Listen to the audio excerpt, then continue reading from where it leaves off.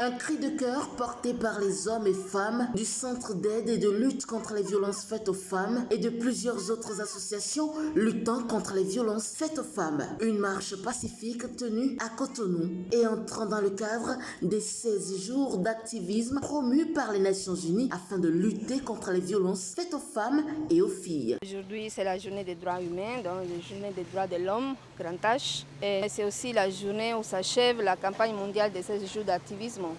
Donc nous avons pensé d'organiser cette marche pour revendiquer tous les droits des femmes qui n'ont pas eu justice jusque-là. Nous sommes là pour vous soutenir et les lois aussi sont là pour être appliquées. Nous sommes là pour contrôler que les lois soient appliquées.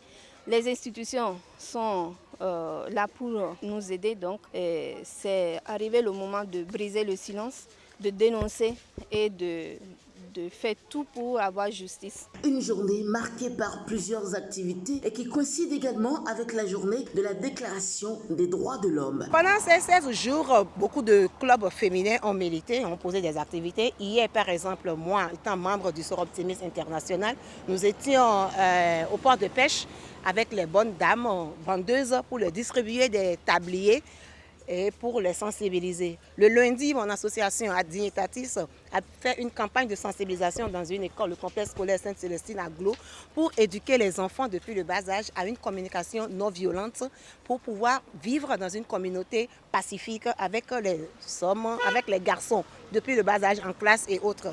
Il y a eu d'autres actions, surtout dans les médias, nous avons orangé, comme le thème le dit, oranger le monde. Partie du ministère de l'Intérieur jusqu'au ministère des Affaires sociales et des microfinances, cette marche pacifique est l'engagement des associations menant le combat contre les violences faites aux femmes et sensibilisant à une prise en compte des droits des couches vulnérables de la société. Nous sommes ici en train de marcher particulièrement pour dénoncer des faits qui sévissent au sein de notre société béninoise, dans le cas de Dame Carmen, qui s'est vue par exemple arrachée, qui s'est vue, je vais dire d'abord brimée dans ses droits, de jouir de sa famille, de jouir de ses enfants, donc droit de visite, droit d'hébergement, tout ça, elle s'est vue brimée dans tous ses droits.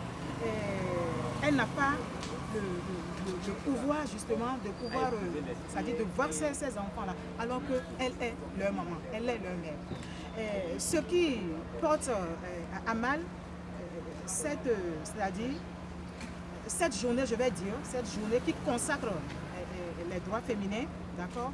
Et nous avons marché justement depuis le ministère de l'Intérieur à ce ministère justement pour pouvoir rencontrer Madame la ministre, d'accord, pour lui faire cas, pour mener, c'est-à-dire pour développer nos plaidoyers devant elle, afin qu'elle puisse tenir compte